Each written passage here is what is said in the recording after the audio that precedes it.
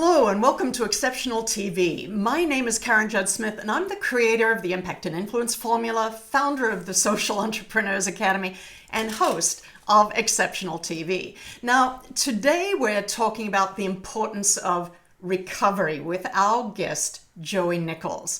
Welcome, Joey. I want you to tell us about your journey as an entrepreneur, your journey in life, and how you got here. How you got to where we are, even quite literally, this morning here on Zoom and Twitch. Sure. I think I'm 35 now, time kind of passes. But ever since I was little, I can remember not feeling comfortable in my own skin and not quite feeling like I was good enough. I remember making friends, and I still make friends easily, but still feeling a little bit disconnected in life in general. And kind of like a hole. And I've heard people describe that before. Something's just could you missing. say that like a what? Like a hole. Like a hole. Like a hole. Like something's missing in life, and I just don't know what it is. Yeah. And I can remember feeling that way ever since I was little. I had a great family, a great upbringing, but I still didn't quite feel complete.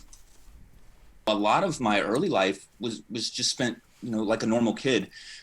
When I got to, I want to say it was probably middle school, so it was super early. I started getting bullied on the bus, started getting like robbed and stuff on the bus because I went to a different school where I didn't know anybody, and that just reinforced that something was wrong with me and that I was different, and there, something was missing. Otherwise, why would these kids treat me that way? Yeah. And I wanted to connect with people so bad, and I wanted to not even fit in, but just be a part of something, feel that community. And I've had friends before, and I've had good friends before, but I think just moving to a different school and kind of losing that and trying to figure out not only who I was at an early age, but also, where I fit in within that structure.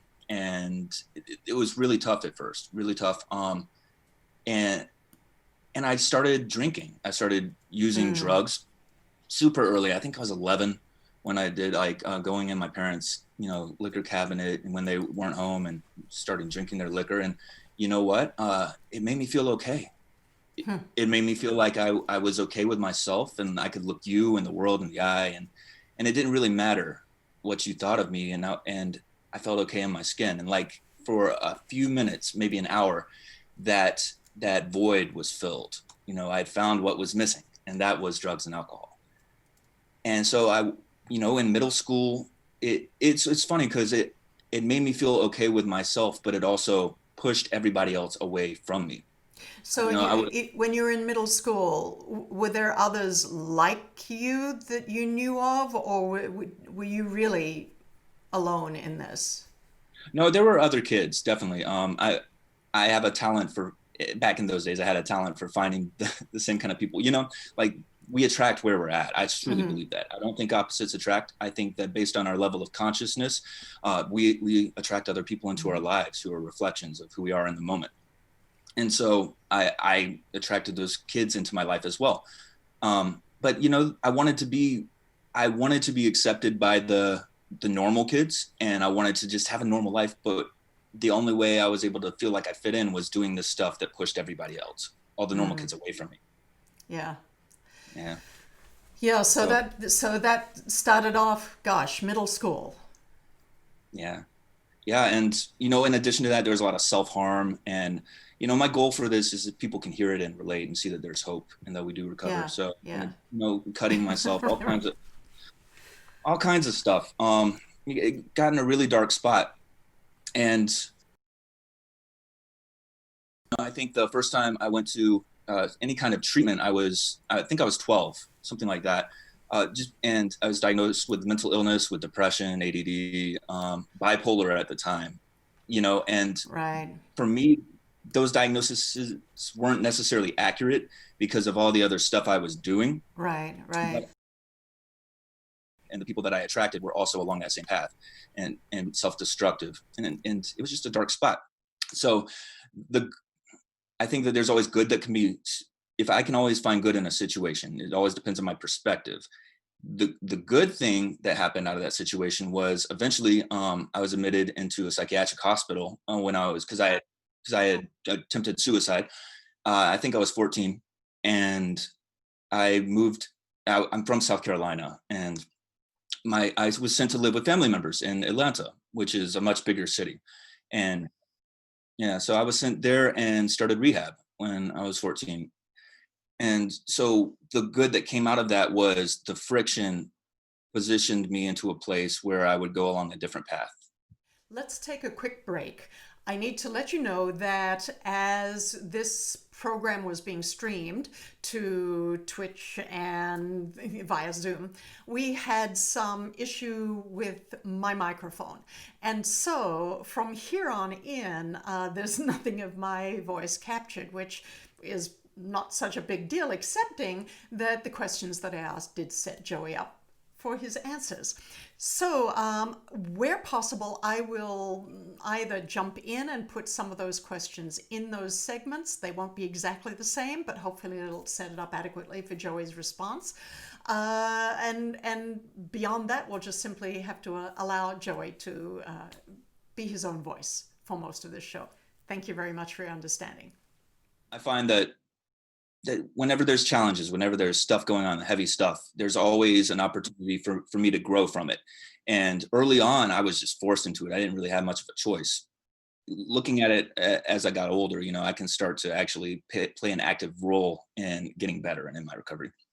But when I got to Atlanta, I went to rehab and started meeting other kids. I was still young, but started meeting other people who were my age, who were doing better than I was. And I didn't necessarily enjoy it at the time, but it planted a seed that there was a different way of life, and other kids who had been through similar experiences and had turned their life around. Were seemed to be happy with their lives, but again, I didn't have a clear process. It was still me trying to figure it all out on my own. And a lot of times, my best thinking, if I don't have a mentor, I can only do what I've done so far. And so I still felt different. I still felt like I didn't fit in. I still felt like I needed to do something and be something more so that you would like me.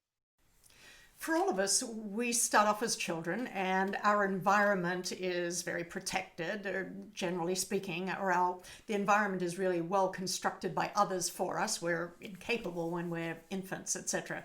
And then we go on through life, but sometimes there's no clear demarcation where we start to take initiative in our lives, and we do in fact start making more decisions for ourselves, but still sometimes we go on with this perception that everything is happening to us, that we are not quite as much of an agent in our own lives as perhaps we can be, and we don't take that on as our own.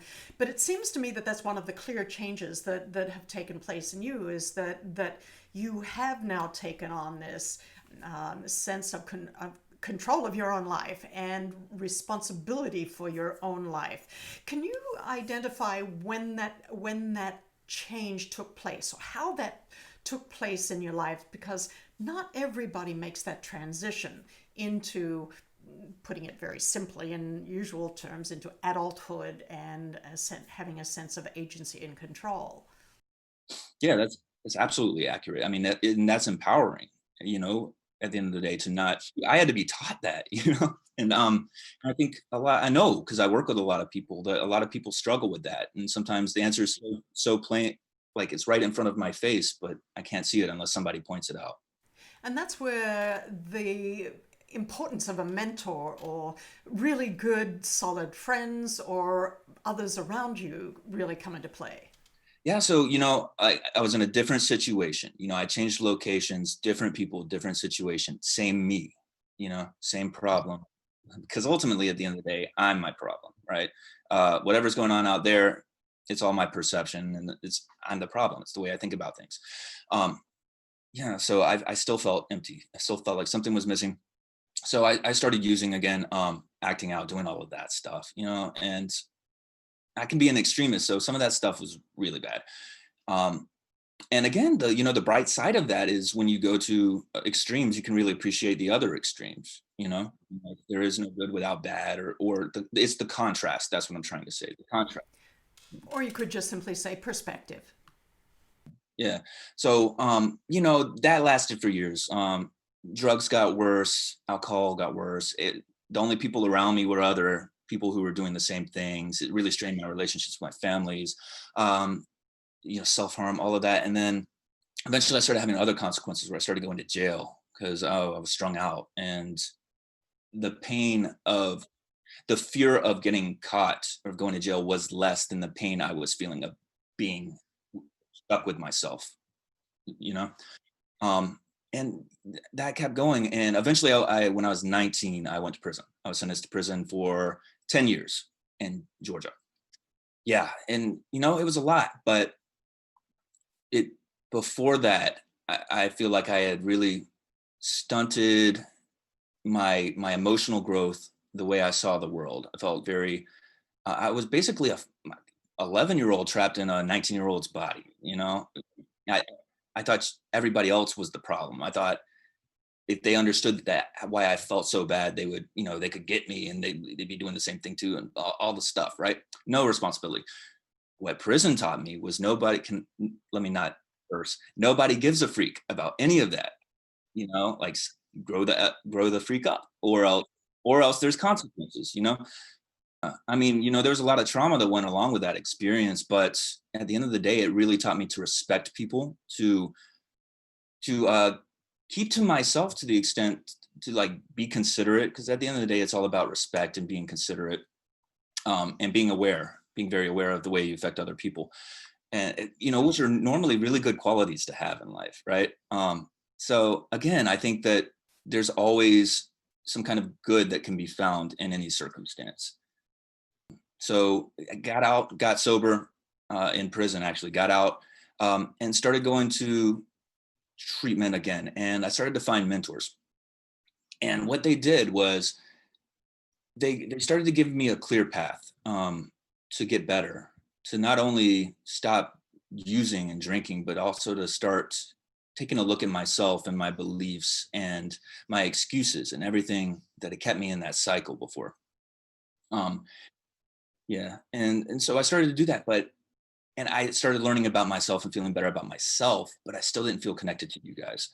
And I relapsed, went back, and got out and found another mentor. And this time, what I did was surround myself, like get in the middle of a group of people who were going where I wanted to go, who seemed like they had the type of life that they liked. It didn't have to look the way I wanted my life to look, but they were happy with their lives and they had found a way out of the darkness and were moving forward.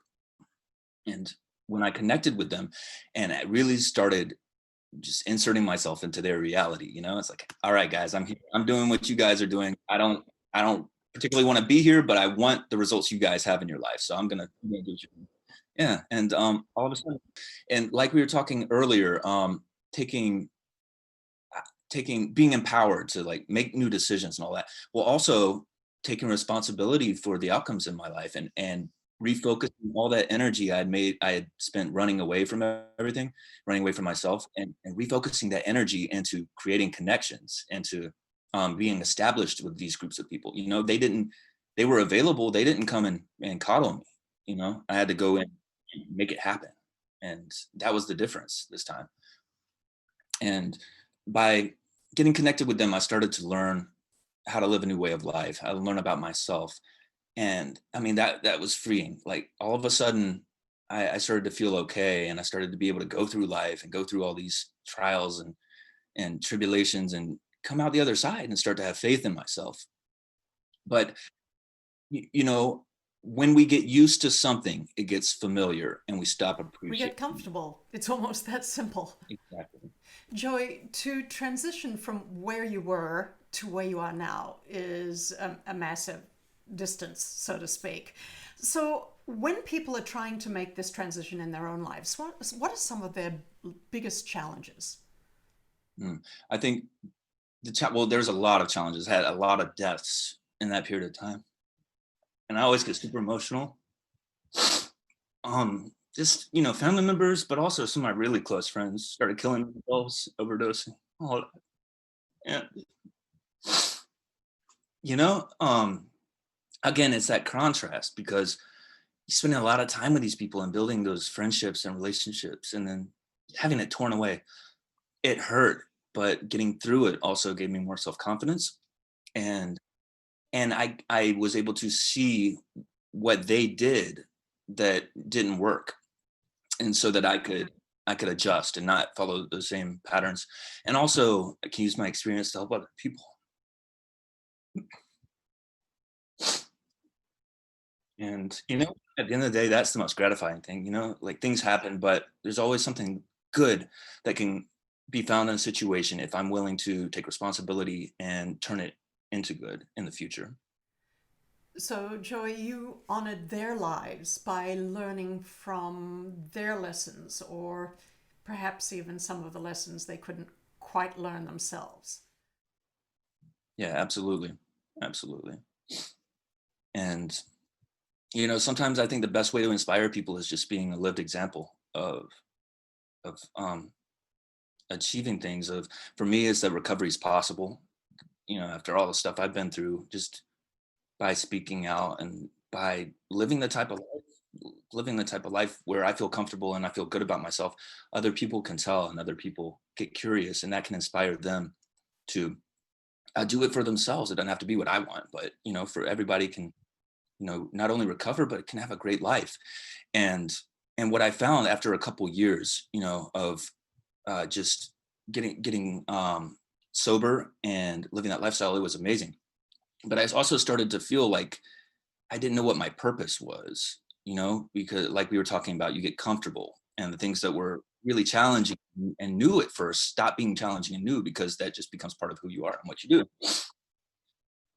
And for me, I started to search for my purpose. I tried a bunch of different things. Tried acting. I went to school for music. I started a massage therapy company I was a licensed massage therapist at the time, and I started exploring all these different things and coaching, all of this stuff. Um, and I found that I really liked the process of creation, right? Creating new things in my life, whether it's just creating new opportunities, creating new relationships, a business, whatever it is. It's that act of creating something out of nothing, and having some kind of tangible thing out there just for the sake of doing it, more so than any kind of recognition or any of that. Again, and that's my thing. And I think it's finding values and starting to live a life that's in alignment with those values. And entrepreneurship started teaching me that, and I started finding other people to be mentors. I worked at a real estate startup and started it from the ground floor, and we started building that up. And I'm not a real estate agent, but I was in a position where I could connect with them and learn from them, and be in there in a leadership position. And it taught me a lot about myself. And even though that company didn't work out, like, a lot of the stuff did not work out, right? But I keep trying, and out of every experience I can learn more about myself and use it to level up the next time. What drives you forward? I mean, clearly there is something quite powerful within you that does. I mean, you just mentioned a number of business types of failures, but you kept taking lessons from all of these things. So, who did you learn from? What did you see? How did you get this piece of your life in place? Well, my mom's an entrepreneur. She's been a small business owner as long as I can remember, so I had that to model out of. But I could pinpoint one time when I was in prison, and the first time, and just being in there with all the guards and all of that darkness, and I wasn't in a particularly violent area, but just that energy, that violent energy, and being made to feel just like horrible about myself. Like, that's at least at that period of time, that's kind of what they did, is treat us as if we were nothing. And I believed that I was nothing. And a volunteer came in there, and he would lead church, and after every church service, he would make us raise our hands. He'd be like, "Say it with me, I am somebody." And we would say that. And month after month, he would tell us that we mattered. And I started to believe it. So part of it is that I felt that shift in mindset. I felt that shift in the way I believe in what I believed about myself. And I really like challenging myself. I like new exciting things. I feel that same feeling when I accomplish something. It reinforces that. And these days I'm able to inspire other people and hopefully be that same light in the darkness for them and share that same message that, you are somebody. I think that it's a combination of things. I think it's finding mentors, whether that's, for me, I believe the first entrepreneurship type of book I read was in prison, and it was Rich Dad Poor Dad. Um, yeah, and I just remember in one part of that book, he talks about some real estate deal he did in the paper where he put an ad out for a house. Somehow he's able to flip that house without even actually owning the house for more than 2 seconds. And yeah, and it again, it just opened my mind and it shifted the way I thought about stuff. And it made me realize that a lot of things are possible. I don't know what I don't know. So having that attitude, finding mentorship, whether it's the ideas and lessons people wrote in books, nowadays Facebook groups, oh my God, there's so many different things. We have a program I'll talk about later to help people. There's so many resources now where people are just reaching their arms out, wanting to help people. And so finding that. And the other part is having an open mind and and being willing to say, hey, I don't know. And I need to learn. And I think having that attitude and being willing to ask for help and then actually implementing it, by doing that through the process of experiencing new things, at least for me, I was able to figure out what I liked and what I didn't like. um, there's an exercise where I write 10 to 20 things that I think I might want to do, or like character traits that I really like. Not character traits, but like excitement, right? Newness. I like being around challenging things, kind people, all of that. Writing a list. And if I can't figure out 10 of those things, 20 of those things, I could probably figure out 10 or 20 that I don't like, right? So I write those and then find the opposite of that. I narrow it down to five, and try that out for a little while. And what I mean by that is if I value kindness, if I value adventure, if I value variation, then trying new hobbies.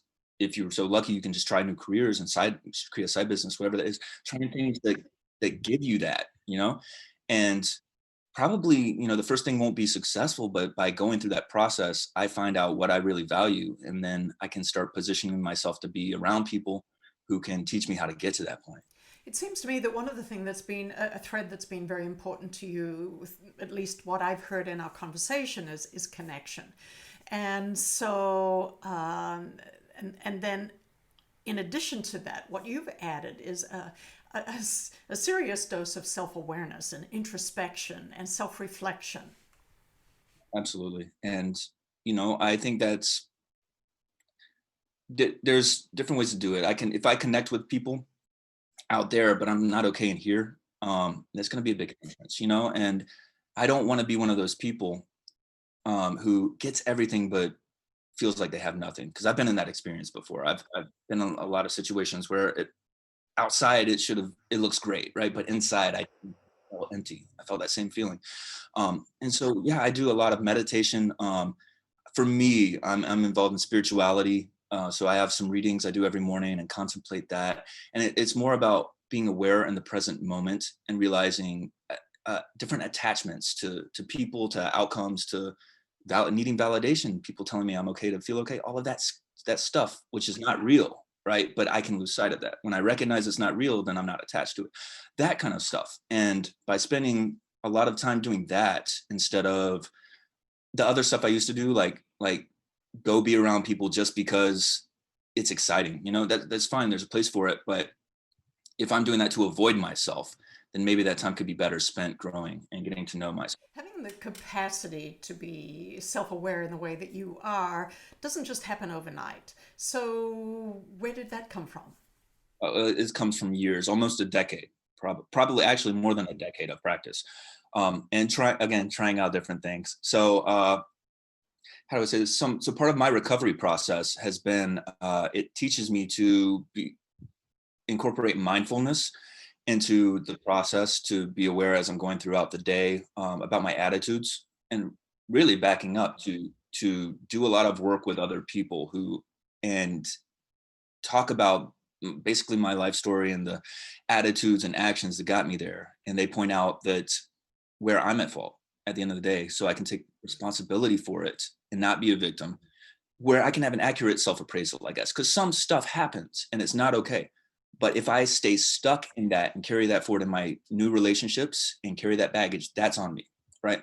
And so what they teach me is how to let go of that baggage, how to drop it, and to start, because I am aware of it now, to do meditation, to do this mindfulness stuff, where when it crops up, when fear, when, this self-centered attitudes, all of that stuff, the need for validation crop up, it's practice. Like a lot of times I have to call somebody and talk to them about it.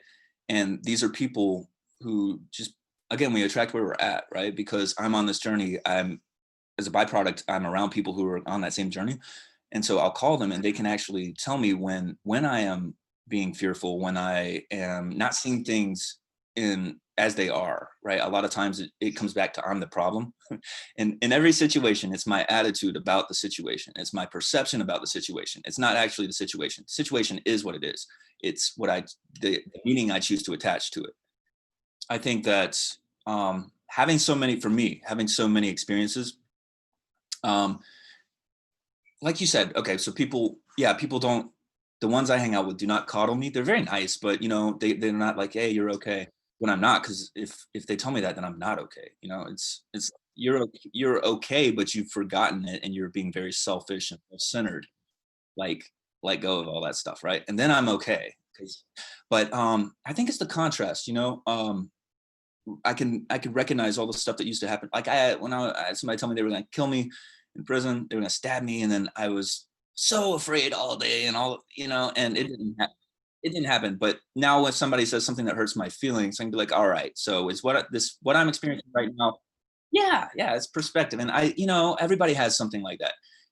Where we thought what we were going through in the moment was the worst thing ever, and we're never going to be okay, and we were okay. So what that tells me is that I usually cannot trust my thoughts and feelings about the situation in that area. We have intuition and definitely trust that and like all of that.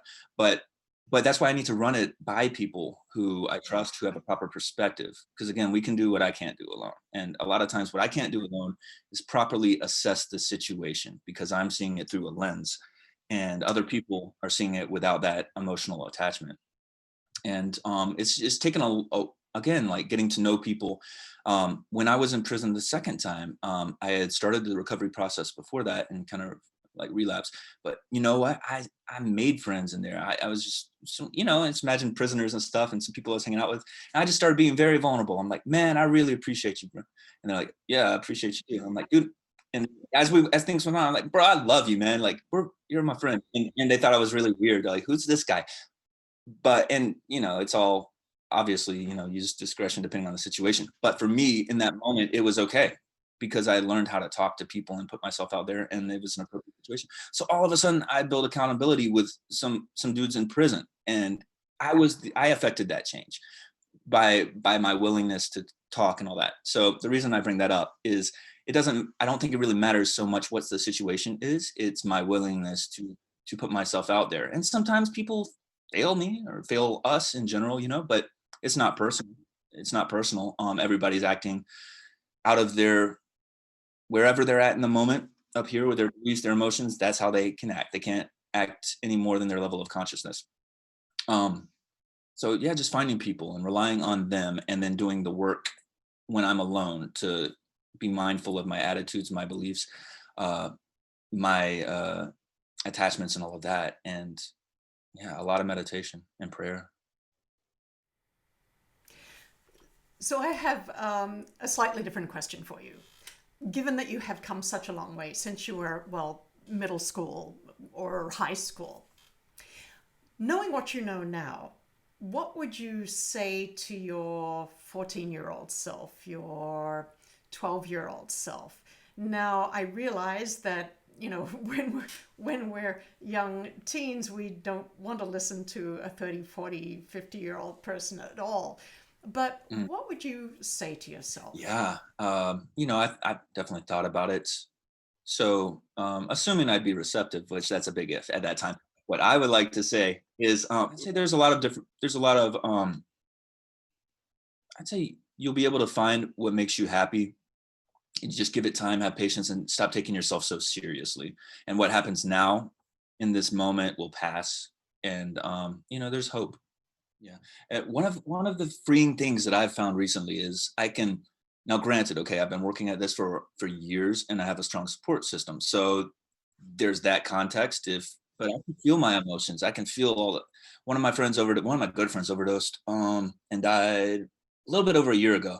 And I think it was like last week or the week before. And it was a rough day for me because it was her birthday and it was overdose awareness month. And I didn't realize what was off until I realized that. And I felt really sad and kind of that whole grieving process. But instead of trying to push it away, I called somebody and acknowledged it and let myself feel that. And I found that when I'm feeling upset or fearful, whatever it is, if I actually embrace that feeling, like recognize it and try to feel it more, right? Like if I'm mad, just instead of trying to not be mad, just let myself feel it and try to feel madder. That's not a word, but it actually loses its power because it's that resistance to the feeling that's creating all of that stuff. We all get mad momentarily and it passes. It's when that feeling is stuck and we can't let it go. So if I can really feel it and it passes and that tension goes away, and that is a powerful technique as well.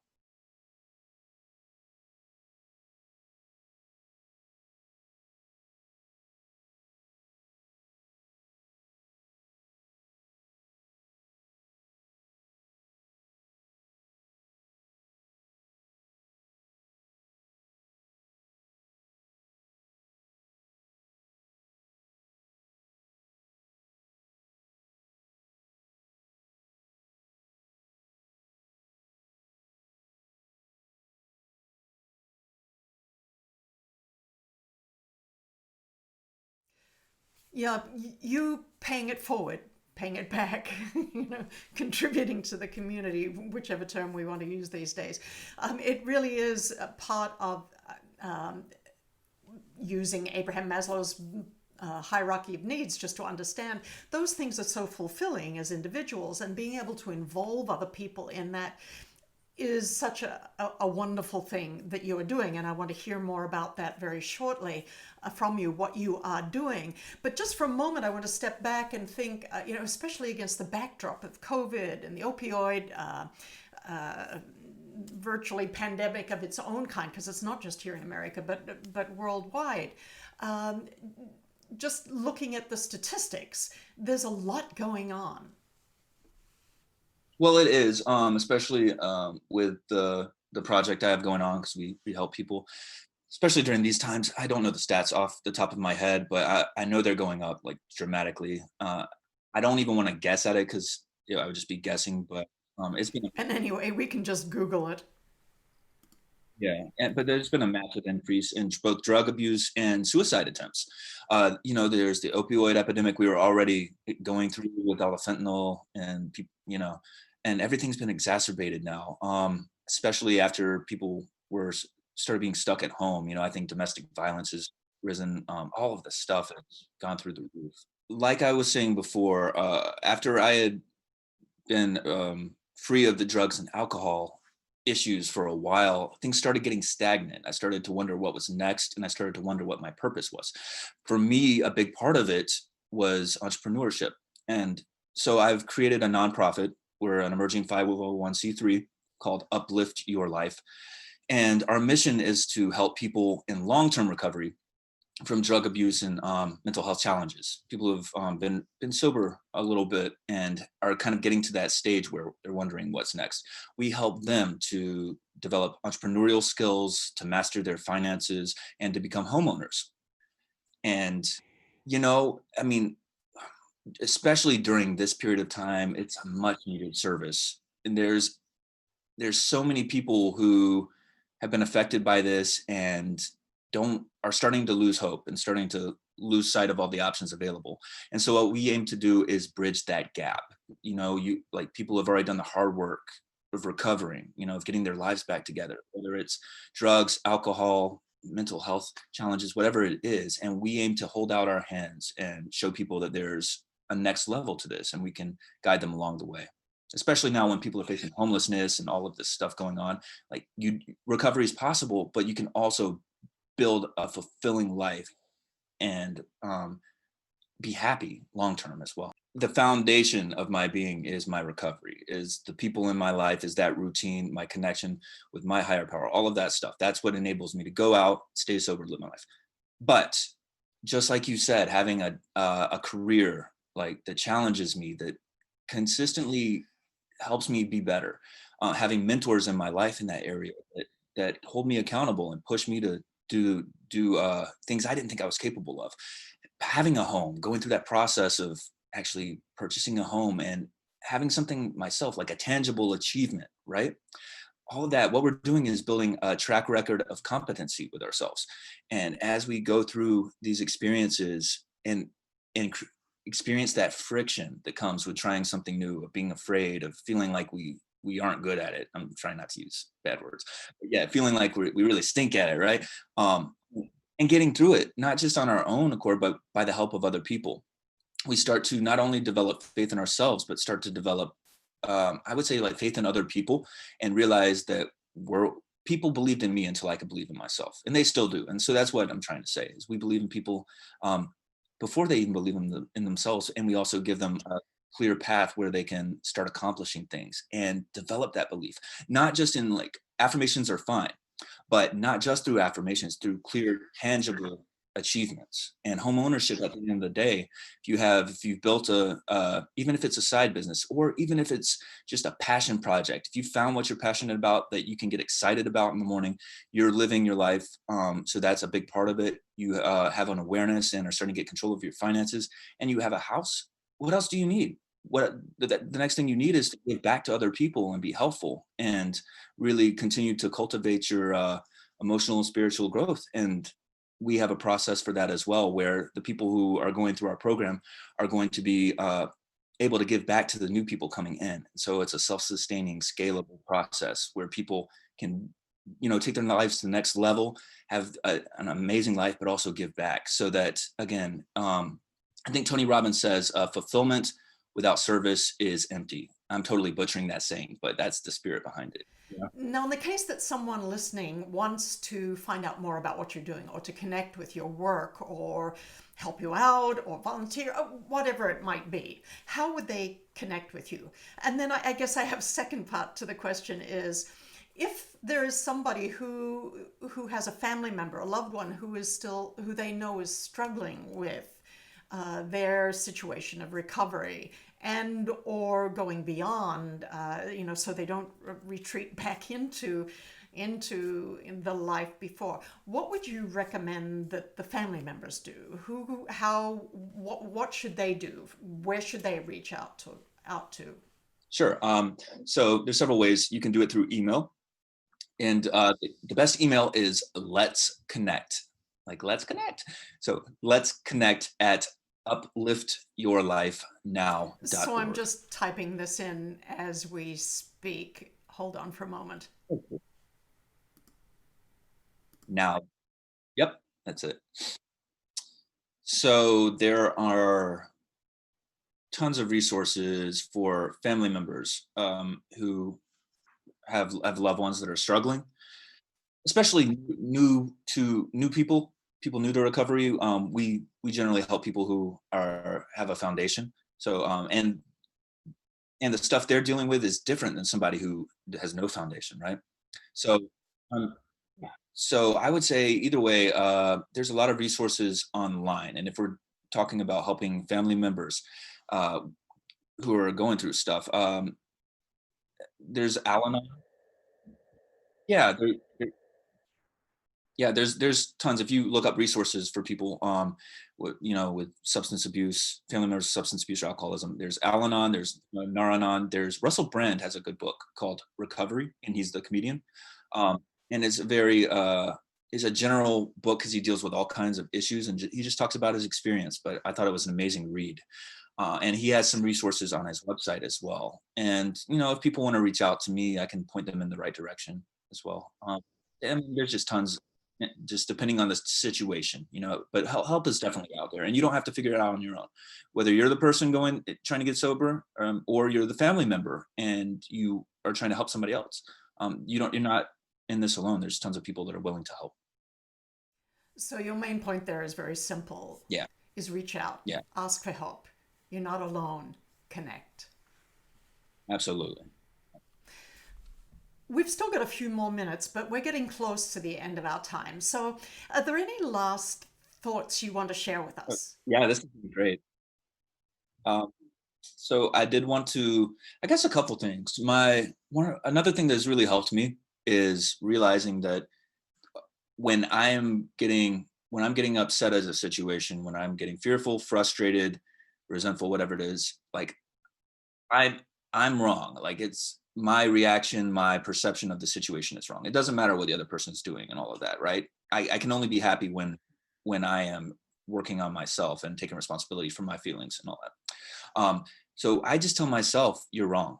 And people can phrase that however they want to. For me, it doesn't, I don't feel like I'm talking bad to myself, just because, but if that triggers people, then they could rephrase it. So like maybe my perception's wrong, but just training myself to question my judgments of situations, of people and all of that is so freeing. Because then if, like we were talking about, if we can do that introspection, find resources, mentors, and shift our perception, then all of a sudden the world changes. And we've changed our entire world just by looking inside.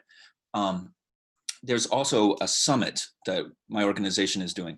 It's from October 16th to 18th, and it is the Recovery and Entrepreneurship Summit. And if people want more information about that, they can reach out to me on that email. And what we're doing is we are highlighting people in recovery who have turned their struggles into triumphs. And the whole purpose is to spread the message about our organization and work we're doing to highlight for Recovery Month that recovery is possible. And it's partly sponsored by the Georgia Council on Substance Abuse, which they're an awesome organization. And we're giving people in long-term recovery a chance to speak and share their stories, their passions, their triumphs, and also entrepreneurs who have their own stories of turning their tragedies into triumphs. And they are going to, yeah, they're going to share their experience to inspire others and talk about their own businesses. So it's a great way to learn more about what we're doing in a fun environment, because it's going to be some great speakers and really entertaining. I just want to go back to one of the things you just said, Joey. And you were referring to the way you talk to yourself and tell yourself, I'm wrong. And it reminded me of the work of Byron Katie. Yeah. And I know that some years back now, I came across her work, and it was a very useful for me, given the things that I was dealing with at that time. And her phrase was, is it true? And then that is followed up even further with, is it absolutely true? As a way to question our own beliefs about our own thoughts. Because so many times we even if a fleeting thought goes dashing across our mind from something from somewhere we don't know, we treat it as if it's been etched in stone just because we thought it. And so that is a fascinating experience to use her work. And it's the same kind of thing as what you're saying there about I'm wrong. And just sitting with that and thinking, well, yes, I had that thought, but is the thought absolutely true? Is it, or am I wrong about that? Because I've thought a lot of other things as well. Anyway, I just wanted to bring that out because I think that's a really important and powerful process that we can all put ourselves through in thinking about our own thoughts and our own deeper held beliefs that we tend to keep to ourselves in the privacy of our own self-talk. Yeah, and I love her process. Yeah, yeah, we create these lives and then we fall for it. And what I like about Byron Katie's work, her worksheet, is a lot of times by questioning it, she usually has us flip the situation, and then we start to look at ourselves.